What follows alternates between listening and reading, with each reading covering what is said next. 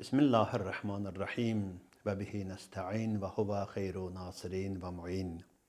Əziz izləyicilər, mübarək Ramazan ayının 9-cu günündəyik.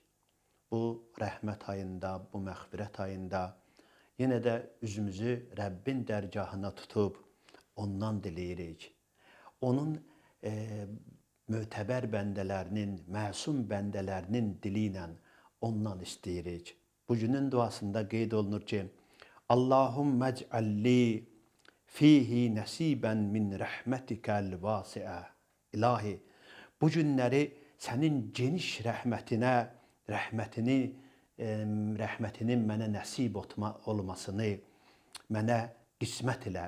Məni elə bir səviyyəyə gətir, elə cür qərar ver ki, sənin o geniş rəhmətin mənə nəsib olmuş olsun. Yəni, əzizlərim, insanların əməlləri tək kifayət eləmir ki, Allahın rəhmətinə şamil ola. İnsanın duaları, ixlası və Allah üçün etdiyi əməllərdir, onu Allah rəhmətinə qərq eləyə bilir. Ona görə oruc bəndə acizanə Allahdan bu duanı istəyir. Daha sonra buyurur ki, vəhdini fihi li birhanikə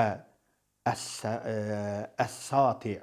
İlahi, məni o qatı bürhan dəlillərin, inkar edilməz dəlillərinə tərəf hidayət elə ki, heç bir şək, şübhə mənim qarşımda, mənim imanımda təzəzzür yarada bilməsin, ayağımı büdrətməsin bu yolda. Onların hamısı sənin əlindədir, ya Rəbbi. Yəni, bəndə etiraf edir ki, mən öz gücümə sənə doğru gələ bilmərəm. Sənin lütfün olmasa, səni dərk eləyə bilmərəm, qəbul eləyə bilmərəm. Və xud binasiyyəti ilə mərdatikəl camiə. İlahi, məni belə deyək ki, üzümdən tut, məni əlimdən tut və öz rizayətivə, geniş, ümumi rizayətivə doğru hidayət elə. Yəni, rizayətivin yolunu səndən başqa bilən yoxdur, ya Rəbbi.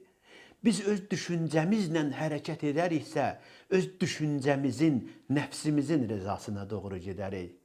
Amma həqiqi rizanın yolunu, sən nədən ki razısan o yolu, sən bizə göstər. Bizi o yola istiqamətləndir. Bi məhəbbətikə ya amalil müştəqin. Sənə and veririk, sənə aşiq olanların, sənin müştaqın olanların eşqinə. Yəni, bu dua bir daha insanlara bir tevhid dərsi verir, bir əqaid dərsi verir ki, insanlar bilməlidirlər ki, ilahi rəhməti olmadan onun tevhid ideologiyasını dərk etməsi qeyri-mümkündür.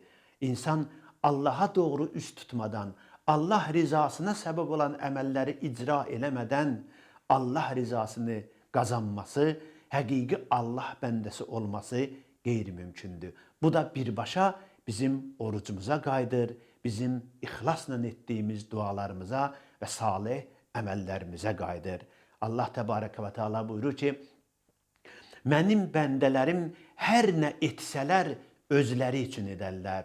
Yalnız onların tutduğu oruc mənim üçündür və onun əcrini, savabını mən onlara əta eləyəcəm. Yəni, orucun əhəmiyyəti bu qədər nədir ki, insanı hər tərəfli islah eləyir, təqərrub-i ilahiyə, ilahi yaxınlığa, dərgaha yaxınlığa insanı sövq eləyir. Allah bizim oruclarımızı qəbul olunmuş oruclardan qərar versin. Vəssalamu aleykum və rəhmətullah.